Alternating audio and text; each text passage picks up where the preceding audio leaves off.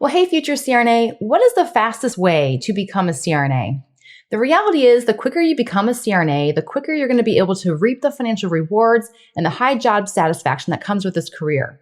So, in this episode, I'm going to outline the different ways to become a CRNA and the timeline that goes with each one of those paths. So, be sure to stay to the end because I'm saving the fastest path for last. Let's get into the episode. My name is Jenny Fennell, your host, CRNA of 8 years, and I'm so excited and honored to be here with you every week. Thank you so much for tuning in. If you're a new listener, welcome. I'm so excited you found me here. Be sure to subscribe so you do not miss a single episode. But again, today we're going to talk about really what's the fastest way to become a CRNA. I've been mentoring students now for almost 3.5 years, officially with CRNA School Prep Academy for 2.5. And I've seen a lot of different pathways, and I've talked to a lot of program faculty, and it's really allowed me to kind of see, well, how do people come into this career path? What are some obstacles these particular pathways face? And essentially what we do inside CRNA School Prep Academy is we help people kind of fast track their success. Because who doesn't want to become a CRNA as soon as possible? I think we all would raise our hands and say, heck yes, let me get me into CRNA school, Jenny. That's like what people come to us for, is because they want to gain acceptance. And not in 5 years, like tomorrow, right? So the first path that I'm going to discuss with you is if you already have your MSN or your DNP. Some people already have their master's in nursing, or they already have their doctoral degree. And kind of where I see this come into play is where, say, they go get their MSN, become an acute care NP, or even an FNP. And then they decide, oh, this really isn't for me. Now I'm going to go back to become a CRNA, because a lot of times what I've found happens is they were interested in CRNA. They wanted CRNA, but they kind of questioned or doubted their ability to become a CRNA. And so they kind of gave up on their dream, which is really heartbreaking. And so I, again, want to make sure that I can alleviate these fears for you. So again, if you come in CRNA School Prep Academy, this is one area that I think we work really well with, is giving you the courage and the confidence to take action on your dream. I'm Jenny Fennell, CRNA and founder of CRNA School Prep Academy. I have always had a passion for helping those who aspire to become a CRNA. A couple of years ago, I started mentoring a handful of prospective students. Fast forward to today, and I have a successful mentoring program that has impacted hundreds of aspiring and now current nurse anesthesia students. What I enjoy the most in my business is connecting with you, the future CRNA. I love learning and growing with you. The road to CRNA is full of unique challenges, and no two journeys are the same. But every journey has a learning opportunity. I'm here to share what I have learned over the years from not just my students, but CRNA community leaders, program faculty, and from my time as a practicing CRNA. This will be your one-stop shop to get the mentoring you need to not only guide you into this career path, but support you all the way through to graduation day. So if you're a nursing student who's exploring the possibility, an ICU nurse actively pursuing CRNA, or a current nurse anesthesia student, you're in the right place. Tune in for inspiration and actionable takeaways that will help you from start to finish. Let's get started.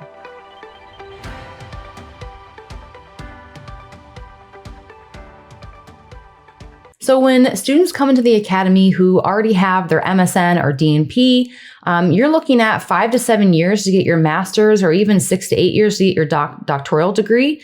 So this just depends on how quickly they, go back for their MSN versus their DNP. The other issue that I see often with this type of career path that could maybe add some years onto your CRNA journey is their ICU experience, and how recent is their ICU experience.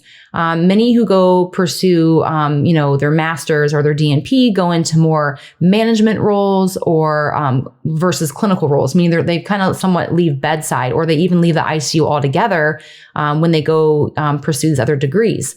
So some schools will accept ICU experience within the last 2 to 3 years. However, you're always going to be in a better position if you had more current ICU experience, meaning, if you're out of bedside for 2 to 3 years and you apply to CRNA school, you're going to be up against candidates who are actively currently working in the ICU. In fact, I'll never forget when I just did an interview with Anna Reese, who is a newly accepted SRNA, and I brought her on the show recently to talk about her travel nursing experience in CRNA school.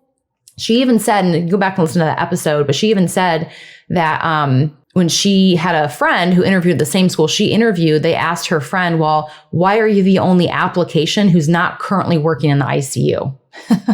So, even though they still interviewed her because clearly she was a good applicant, but it didn't give her that cutting edge competitive nature they really were looking for. And they even questioned, well, why should we consider you when you're the only one who doesn't meet this who's technically not currently working in the ICU?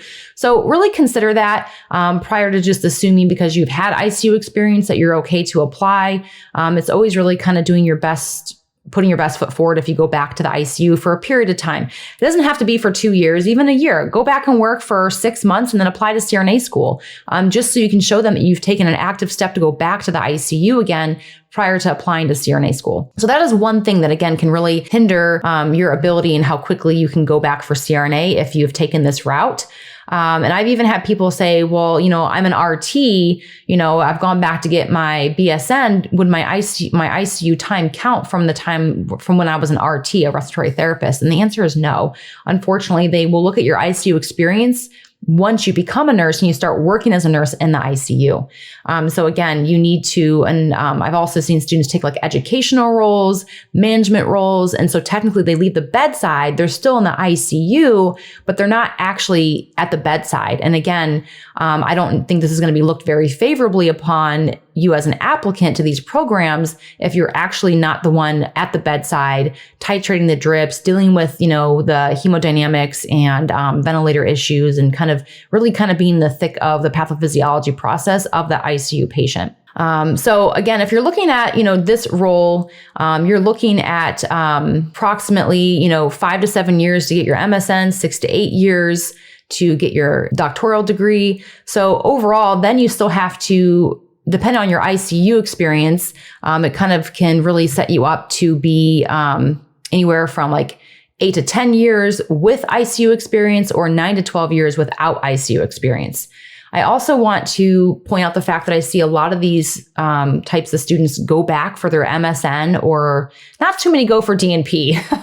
That's not usually something that people really strive to do. I mean, I don't blame them. I'm gonna go back for my DNP, but I don't want to. So 100% just being, I don't think anyone really strives to do DNP unless they're really interested in research, right? Which is, I think is great. But again, I would say the vast majority have their MSN because they kind of thought, well, I'll have a backup plan. I'll get my FNP or my acute care NP, and then maybe I'll make CRNA school work. The problem with this is it kind of looks like you're diverting from the course. It kind of looks like, well, or maybe even they go into education, right? They do some kind of extra coursework to get some kind of educator degree. That's a master's degree. But it kind of, again, looks like you're diverting away from the course. And I also encourage you to think about it this way. So many people say, I'll get my MSN, it's paid for, and I'll boost my GPA. This is a mistake. This could be actually a very timely and costly mistake, because even if your hospital pays for your master's degree, it could be a waste of time if you really truly want CRNA. And here's why. Because your overall GPA and your science GPA are two different components of your application.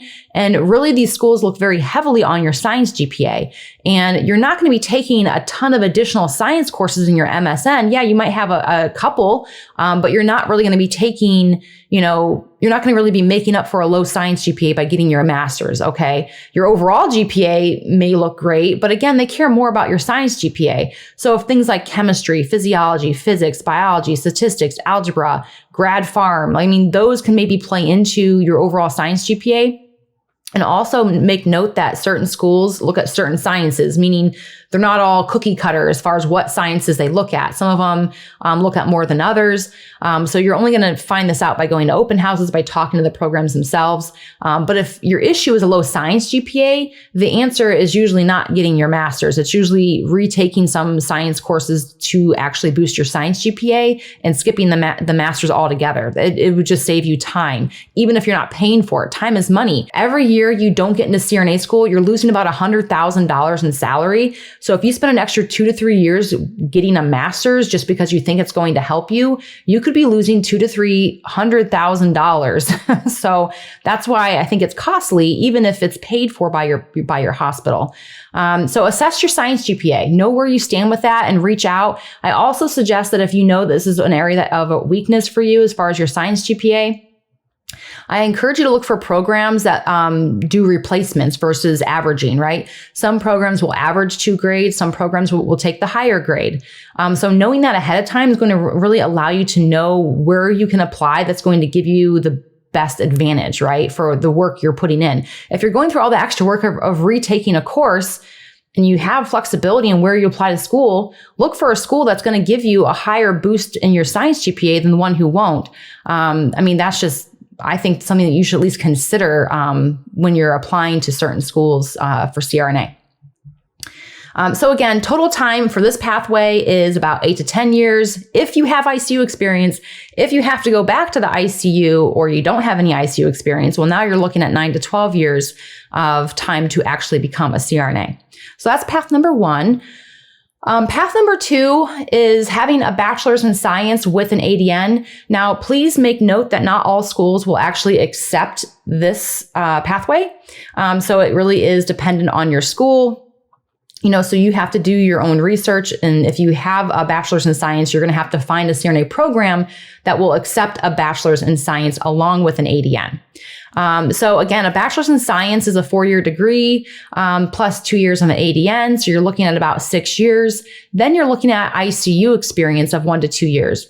The kind of where this pathway can maybe slow you down a little bit is the fact that you won't actually get to start your ICU experience until after you get your ADN, meaning that 6 years is when you officially can start working as an ICU nurse now that you have your ADN.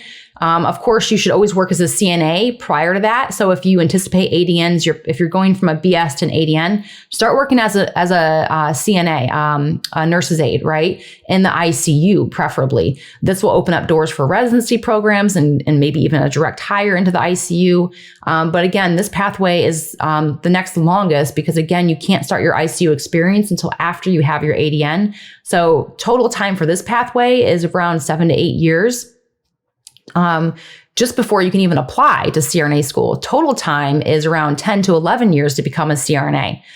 So again, I'm going to say it again, 7 to 8 years to apply to CRNA school with this pathway. Total time, 10 to 11 years if you consider CRNA school is 3 years. One thing that I will say this pathway can either be very beneficial or very hindersome is your science GPA, coming back to that again, because a bachelor's in science is probably a very heavy related science field, right? It could be a bachelor's in chemistry or bachelor's in biology or whatever it is. So you might have a lot of science courses under your belt already. This could be great if that science GPA is high, but if that science GPA is low, when I say low, I'm talking, probably, especially under a 3.0. But even if it's like 3.1, 3.2, 3.3 is kind of like starting to get, borderline, like that might be competitive and not really competitive, but it might be okay, right? Really the average GPA in general is a 3.5 for CRNA school. So if you're at a 3.4, I think that's okay. 3.3 is kind of like you're teetering, you probably use a little bit of a boost, right? To make yourself a little more competitive. Knowing that the average is right around a 3.5 science GPA and GPA overall, although some programs are higher than that. I will say some programs' average GPA is more like a 3.7. So this just depends on the school and the type of applicants they get to their program. But back to my point is that, if you have a lot of sciences under your belt and your science GPA is actually low, it's going to be incredibly hard to actually boost that science GPA. This is again where you want to start looking for schools who would actually replace the grade versus averaging the grade. Again, some schools will say, okay, if they retook this chemistry, we'll take the higher chemistry grade and average it into their science GPA versus just averaging the two and then making up their science GPA. Because again, the more credits you have under your belt, the harder it's going to actually be to budget, right? You could have a 3.0, but you could have so many credits that even if you got an A, it barely raises you to a 3.09, you're right? So you're like, you can't even make a 3.1 by taking another science course.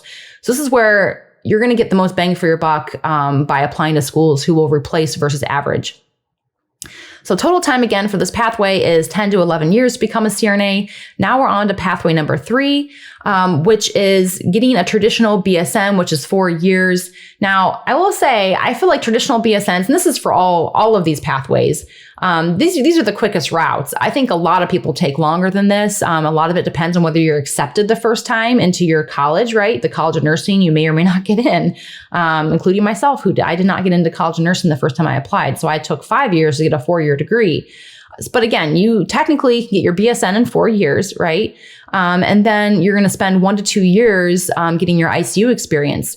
Now, working as a CRNA, again, is really important. They called us SNAs because we were a student nurse assistant.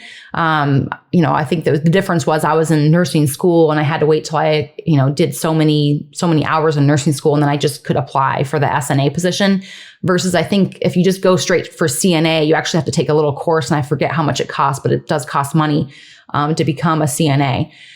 So again, I, work as a CNA, get some experience under your belt as far as hospital work and get into the ICU. That's a repetitive theme. Get into the ICU as a nurse's aide to fast track your CRNA success.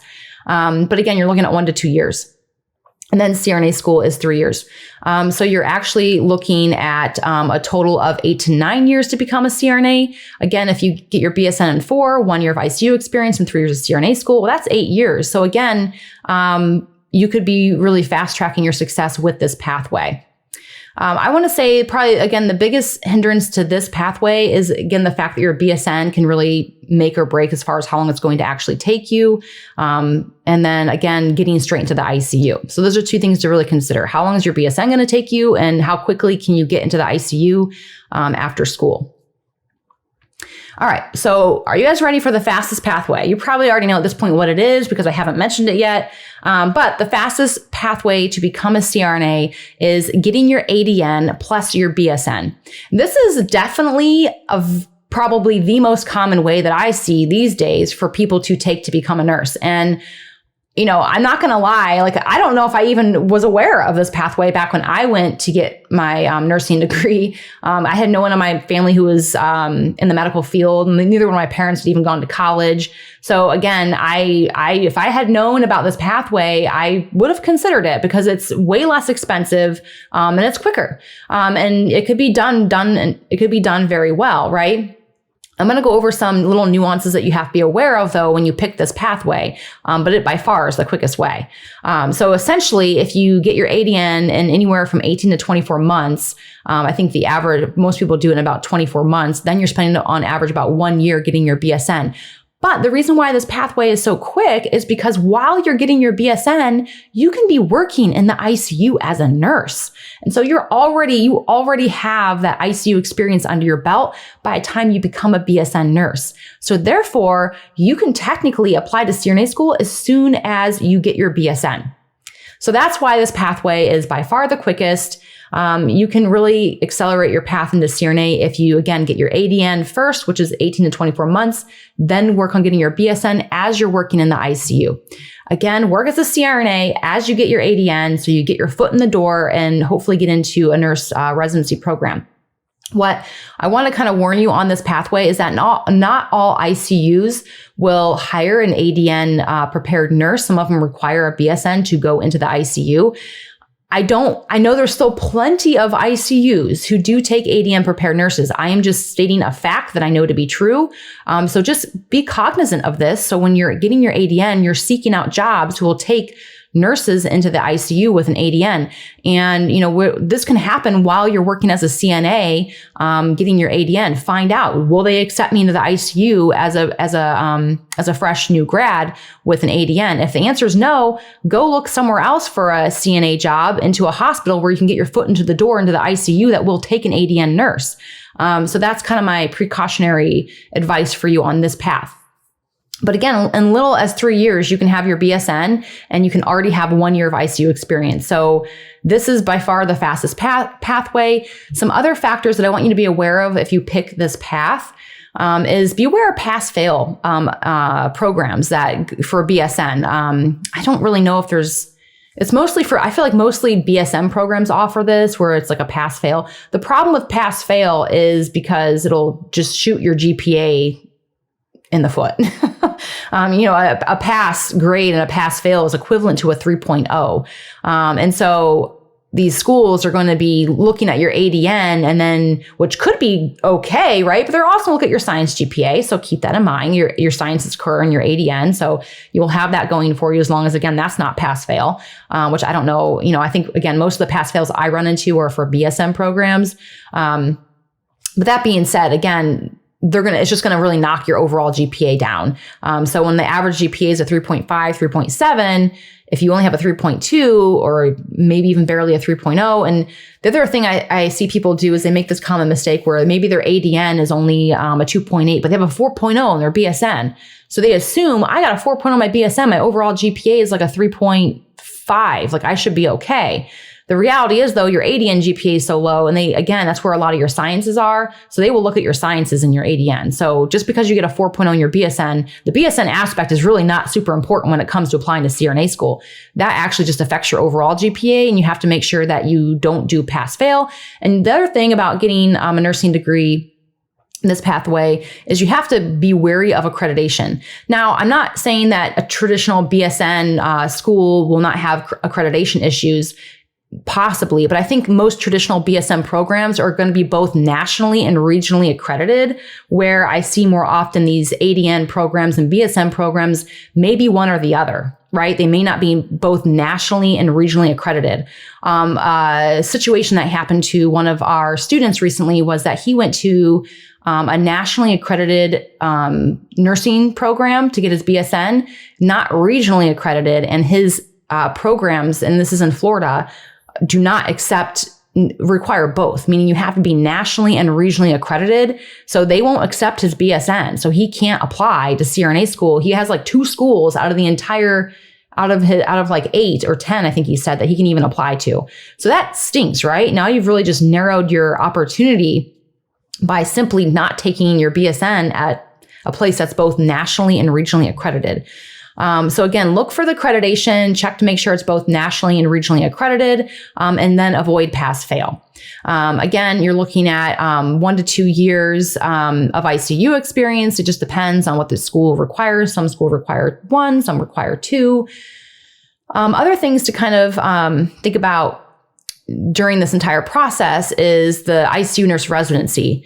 Not too many hospitals, at least I don't think anymore, really hire directly into the ICU. Now, back when I was a nurse's aide, a lot of ADN nurses that were nurse's aide in that ICU would get their ADN degree and get direct hire. I mean, they didn't have to do a residency. They were just direct hires into the unit as a nurse. That doesn't happen very often anymore. I'm not saying it doesn't happen. I'm just saying this is at a level 1 trauma hospital too, like not just a community hospital. This is at a really, really sick ICU. But like right around when I was graduating, they eliminated that option, and all new grad nurses, whether you had, not only did you have to have a BSN, but you had to go through the nurse residency program to get hired into the ICU as a new grad without prior ICU experience. So that changed. And I think a lot of hospitals have moved towards that. But what I want to kind of warn you about residency programs is they vary in length. Like kind of extremely. Like my residency was 3 months plus maybe a month of orientation with another nurse. I mean, it wasn't really that, we did like a behind the scenes, like off to the, like part of my hours was going to this residency project where I worked on a research project. Anyways, but it only lasted, 4 months, where some of these residency programs are a year long. And also some programs will not give you a letter of reference prior to you completing your residency. Some won't even give you a letter of reference unless you've been working there for over 2 years. So I encourage you, when you work as a nurse's aide, to find this kind of information out. Talk to other nurses, especially nurses that are going back to get their master's or CRNA school, and say, hey, did you have any issues getting a reference here? I know you just started a year ago. Did you have any issues getting that reference for grad school? So this is also why working as a nurse's aide is so crucial and so important, because you can get some insight before it's too late. Because if you wait till after you graduate to find this out, then you're like, wow, I just accepted a nursing position. Now I have to look for another nursing position and start all over again. And some of these residency programs, again, they kind of hold you to it where, or you sound like an employment agreement where you have to give them a certain period of time, or you get faced with fines, or you're on the do not hire list from going forward. I mean, you don't want to break a contract with a hospital. So you have to find this information out prior to accepting a position. It stinks when I find nurses who are trying to fast track it and they run into these kind of nuances that are just annoying, that they've already accepted a position. They're already in the thick of it. They're already in the residency program. They're getting trained. They're doing all the things. And now they find out they can't get a reference for 2 years. And they really wanted to apply at that 1 year mark. it's crushing, right? And they're held under a contract. So had you been a nurse's aide in that unit and talked to other nurses about this particular topic, you could have made your exit then and gone and worked as a nurse's aide in another hospital that doesn't have that kind of a rule. So I want to give you that fair piece of a warning to make sure that there's no stipulations like that. And the other thing too is sometimes I've seen this happen a lot too, especially with everything that went through down in the last 2 years is everyone leaving bedside. But nurse managers are like dropping like flies, right? So we'll have a student who has like a long-standing nurse manager and then they leave. And then they're like, well, great, I'm getting ready to do my application. And the person who knew me best is now gone. And now we have this new person who doesn't know me, who's never worked with me. And now I have to ask them for a letter of reference. I mean, that's just the reality of it. But if you know your long-standing manager is going to be leaving and you're going to be applying to CRNA school within 3 to 4 months, get the reference before they go. Get it before they officially are no longer technically your manager. Ask them for that reference and say, hey, I'm congratulations on your new position, or, I'm sad to see you go, but I appreciate everything you've done, yada, yada. Can you please write me a letter of reference for CRNA school? You know me the best. I've worked with you. I would be honored and grateful if you could do this for me before you go. I can't imagine them saying no, but if you can plan ahead like this and kind of have a game plan of when you need that reference, it's okay to ask it for 3 to 4 months early. Especially if you've already been in the ICU working for, 7 or 8 months, ask for that letter of reference. And so that way, when your application cycle opens, you already have that piece of the puzzle done, right? So that's just another piece of advice that I see happen. Not often, but it does happen more than I would like to see it happen. Okay, so technically, if you take this fast pathway, you guys, you can actually be prepping for your CRNA application while you're getting your BSN. Now, this sounds like a lot. To me, anyways, it sounds like holy smokes, but I know people do it. People can graduate CRNA school or be in CRNA school at 25 years old, 24 years old. I think the youngest girl in my class was 24 years old. So she was done when she was 26. I was like, oh, that's nice. But I do know it can be done. I would say that's not the average. But if this is like your mission to just get in as fast as possible, this is the pathway you need to take. So again, this is 3 years plus 3 years of, going to CRNA school. So that's 6 years total to become a CRNA. Again, this is the fastest pathway to become a CRNA. Again, the vast majority are going to need more time because during that year you're getting your BSN, you're going to be doing things like your CCRN, your GRE, plus or minus if you need it, your personal statement, your shadowing experience, building up your resume with leadership and committee work, making sure you have all the prerequisites. Keep in mind, not all ADM programs cover the prereqs that are required for CRNA school, which could also delay you a little bit. Meaning maybe you never took chemistry, or maybe the chemistry you took doesn't meet the prereq requirement for your CRNA program. So when you graduate with your ADN, you have to be researching this at that, or ideally, actually, while you're getting your ADN, you should be researching your CRNA school requirements, ideally at that point. So that way, you know what your game plan is as soon as you actually get your ADN, as far as taking any prereqs that you need and getting your BSN. So again, it's a lot. I mean, you're going to be working. You're going to be working to go this really fast route. But again, it's possible. Also keep in mind that, again, some programs require things like grad stats prior to applying. So you just have to make sure that you know what prereqs you need to apply to their program.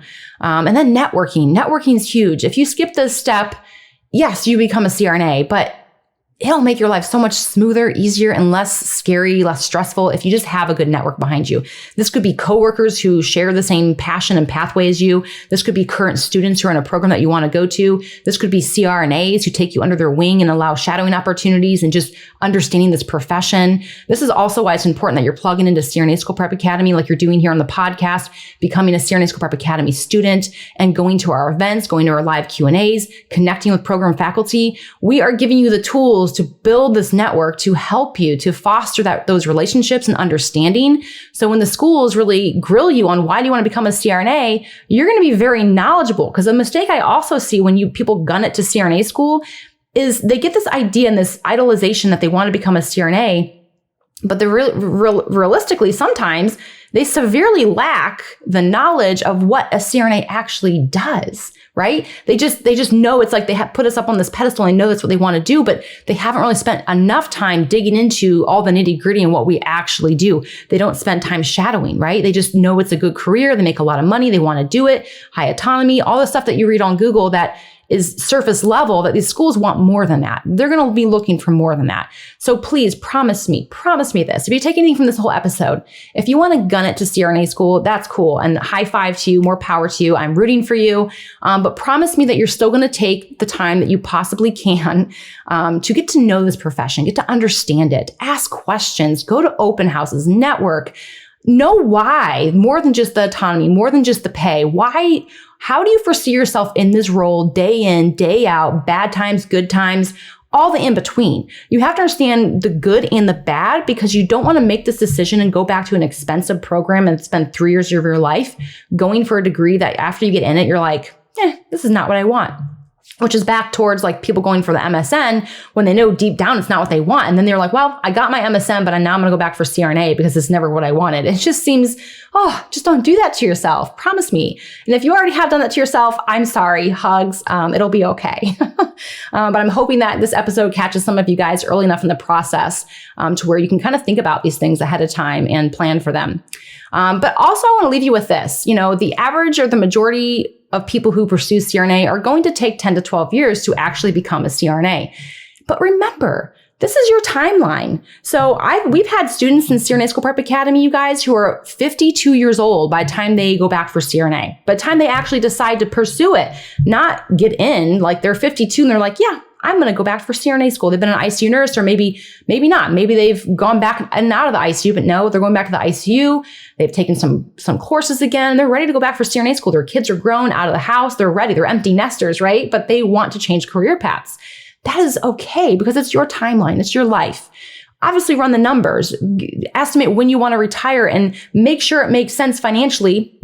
But maybe they already have a nest egg saved and they can afford to pay for it in cash, right? Maybe they don't have to take out loans, or maybe they're okay with taking out loans knowing that they're going to be able to pay it off in a good amount of time because they don't have any other financial responsibilities. Their kids are no longer on their bill, right?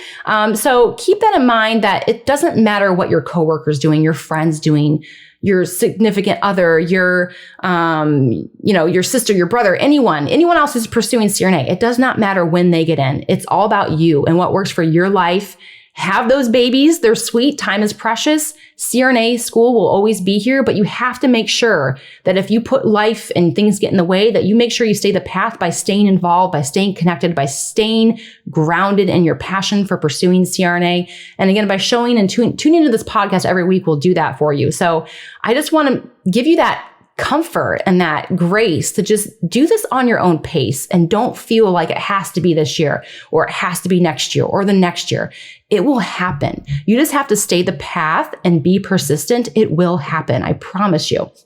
And reach out for help, right? If you're struggling, doing the same thing over and over again is going to produce the same results. So if you want different results, you have to do something different.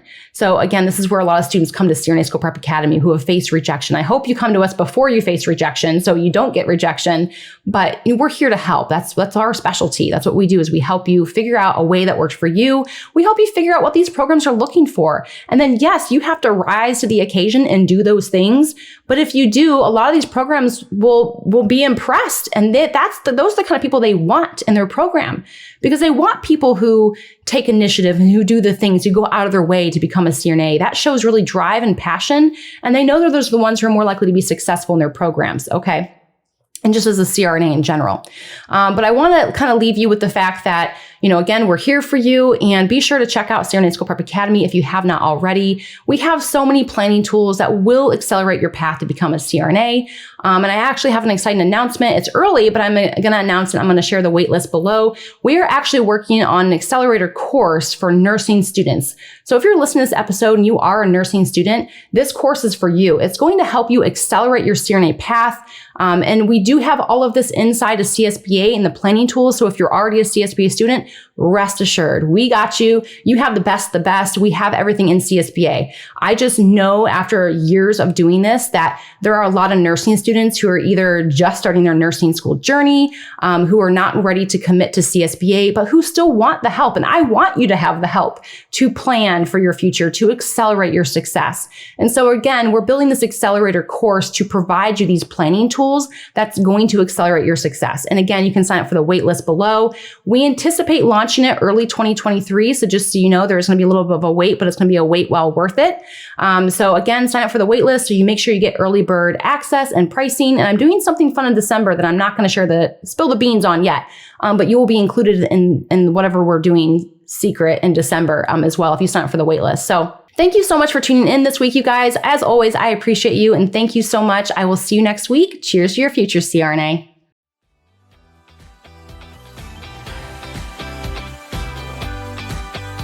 Hey, future CRNA. As always, I appreciate you and your loyalty. Thank you so very much for tuning in this week. I'd love to hear from you, so screenshot this episode and share it to your IG stories with your biggest takeaway. Don't forget to tag me at CRNA School Prep Academy so I can personally thank you. Be sure to head over to CRNASchoolPrepAcademy.com to check out our blog and gather free resources to help you along your CRNA journey. Stay strong, and I'll see you next week.